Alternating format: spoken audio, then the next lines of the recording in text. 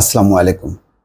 আজকে দিনের প্রথম খবরটি আপনাদের সামনে উপস্থাপন করছি।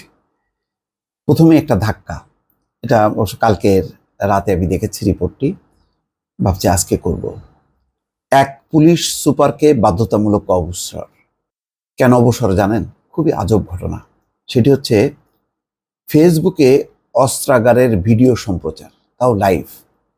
এক এসপি তিনি আহ, বহিরাগতদেরকে নিয়ে অস্ত্রাগার দেখেছেন এবং ওই বহিরাগতরা সেটা আবার ফেসবুকের লাইভ সম্প্রচার করেছে। চিন্তা করতে পারেন, আমি এর আগে বললাম যে প্রশাসনে কি হলো, মানে আগের প্রশাসন আর এখনকার প্রশাসনে, সেই পুলিশ হোক সিভিল প্রশাসন, এমন স্টুপিটি কিছু কাজকর্ম তারা করে। মানে এরা কি আসলে মানে এদের নিয়োগটা কিভাবে হয়েছে বা এদের প্রশিক্ষণটা কি যথাযথভাবে হয়নি। মানে এমন পর্যায়ে মনে করেন ইউএনও বা এসপি, হ্যাঁ, এরকম পর্যায়ে যারা বিসিএস ক্যাডার থেকে তো আসে, তো তাদের তো একটা লেভেল থাকে। সেই লেভেলগুলো কি শেষ? আগে সিএসপি দের লেভেল দেখেন আর আজকে বিসিএস ক্যাডার অফিসারদের অবস্থা তুলনা করেন, তাহলে বুঝতে পারবেন কি আকাশ পাতাল পার্থক্য।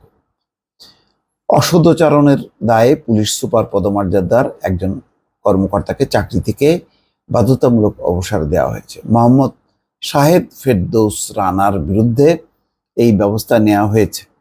9 এপ্রিল স্বরাষ্ট্র মন্ত্রণালয়ের জননিরাপত্তা বিভাগের জারি করা এক প্রজ্ঞাপনে এই সিদ্ধান্ত জানানো হয়। শাহেদ ফেরদৌস পুলিশের খুলনা রেঞ্জ ডিআইজির কার্যালয়ে নিয়োজিত ছিলেন।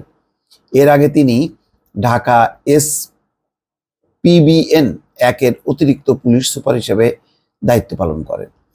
সে সময় 2020 সালের 29শে আগস্ট তিনি দুজন পুলিশ পরিদর্শক ও 3জন উপপরিদর্শকের সহায়তায় 3জন বহিরাগত ব্যক্তিকে অস্ত্রাগার পরিদর্শনের সুযোগ করে দেন।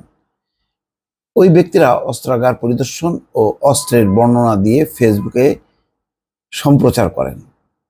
এই ঘটনার কয়েক দফায় তদন্ত এবং শাহেদ ফেরদৌসের জবাব নেওয়া হয়। সব প্রক্রিয়া শেষে অভিযোগ সন্দেহাতীতভাবে প্রমাণিত হওয়ায় অসদাচরণের জন্য তাকে চাকরি থেকে বাধ্যতামূলক অবসর দেওয়ার সিদ্ধান্ত হয় বলে স্বরাষ্ট্র মন্ত্রণালয়ের আদেশে জানানো হয়েছে। জিনিসটা খুবই সংক্ষিপ্ত, কিন্তু এটা একটা ভয়াবহ একটা মানে কি বলবো, একটা রাষ্ট্রের গোপনীয়তা, একটা অস্ত্রাগার, খুবই সেন্সিটিভ জায়গা, এটা রেড জোন। সেখানে কিভাবে বহিরাগতদেরকে নিয়ে আসে আবার লাইভ সম্প্রচার করছে। মানে যদি ন্যূনতম কাণ্ডজ্ঞান থাকে, এই কাজ কি কেউ করতে পারে? আর এই জ্ঞান নিয়ে তারা এই এসপি পদে, এরকম গুরুত্বপূর্ণ ডিআইজি পদে তারা কিভাবে চলে আসেন, আমার খুব ভাবতেও অবাক লাগে। দর্শক ভালো থাকবেন, আল্লাহ হাফেজ।